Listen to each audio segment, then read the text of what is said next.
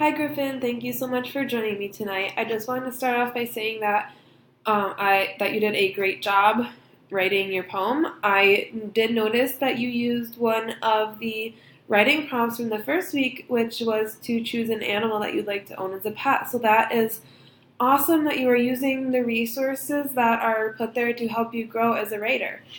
Um, so I want to start by saying that I personally love sea otters. They are one of my favorite animals, so I can relate to that. But I had never thought of owning one. So to me as a reader, this poem was really interesting to picture what it might be like to have a sea otter as a pet.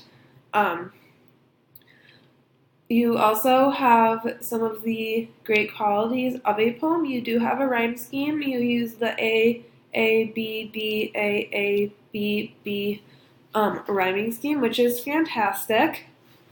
And you did experiment with line breaking as well, which is awesome. That really helps add natural pauses to your poem without having to add punctuation. Some things, though, that I am wondering is if there could be more imagery added. So, in this line, for example, where you say to put the otter's fur under my hand.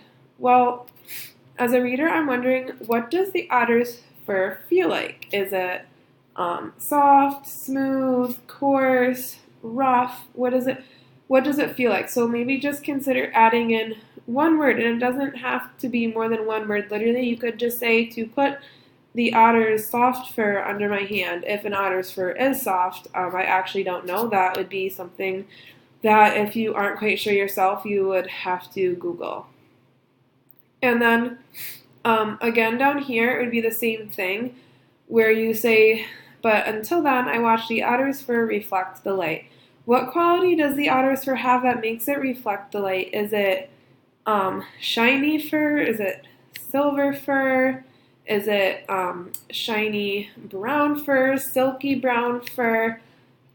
So just something to consider about that, because that'll add a lot of meaning to your poem as well as imagery to your poem, because you have to keep in mind that you might come across some readers that aren't familiar with sea otters, and without knowing what their fur feels like and looks like, it might be hard for a reader to understand exactly what you're saying about the sea otter's, the qualities of its fur. So something that I want you to try for this week is to go back and look at Catriel's lesson on line breaks and white space. And I will show you what I mean, and then with her lesson, and then I'll show you how you could use that in your poem using a poem that I wrote as an example.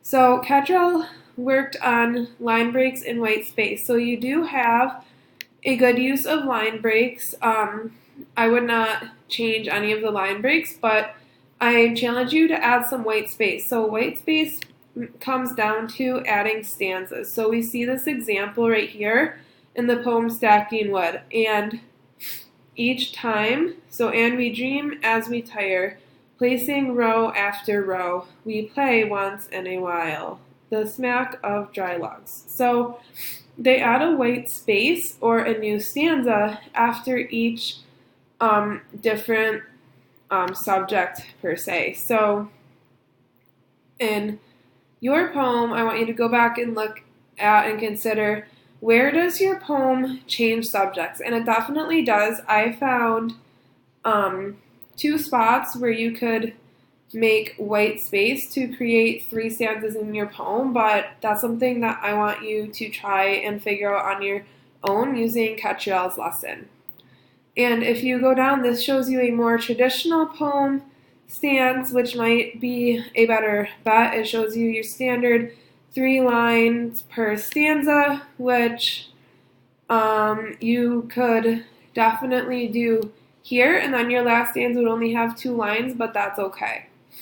So that is also something to consider. And again, if you read the poem, the writer is adding a new stanza when a new subject or topic within the poem occurs. So that's just something to consider. I'm not going to go into line breaks because you did a great job with that, and I don't think that that needs any revision. So in my poem, you can see that I do have white space, but my line breaks could use some help. So I have once upon a time you opened and closed, milk jars put inside you, delivered by a young boy. So I see that I have this comma, which I don't need because I naturally create a line break by ending it at you. And then same for here, I have a period and I don't need that. I could keep the period at the end of here though and call that my sentence.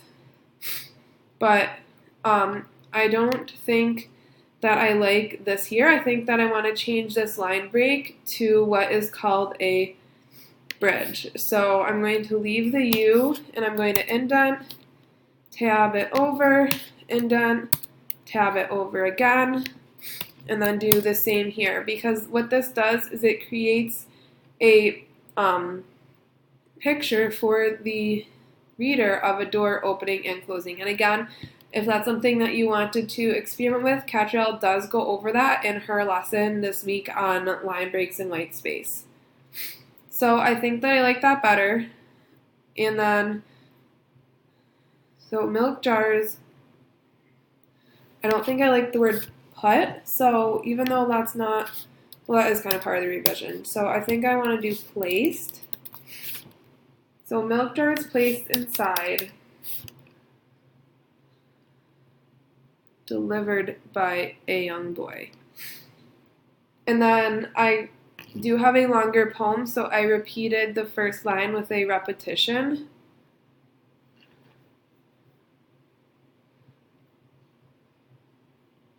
And then I go in, and so this is talking about the busy life and how the door wants some rest. So I create white space here by adding a new stanza, and I go on to talk about how the door has rest. And then I create a new stanza to talk about the current life of the milk door. But I don't think that I like how long these stanzas are, which in your case, your poem is pretty short. So if you were to create stanzas, using the 3 lines per stanza would definitely be appropriate for your poem.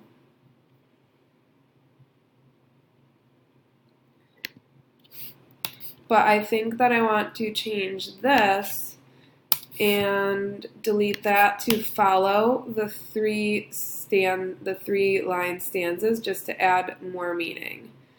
And then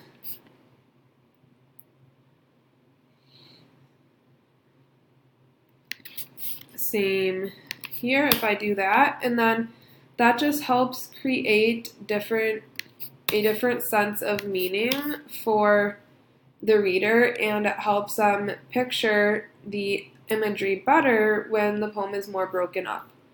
So overall, I think that you did a fantastic job with the draft for your poem. I know you said that poetry was not something you were very confident in, but this is a great poem. You have rhyme scheme down, you have the line breaks down, you really have descriptions down too. It really comes down to just playing with white space and adding in 2 words, 1 word per each of these lines right here to talk about the otter's fur, and that's it. So with that in mind, I'd like you to go back and look at Catrielle's lesson and look at your poem and see how you can add some white space, and I can't wait to see what revisions you make for next week.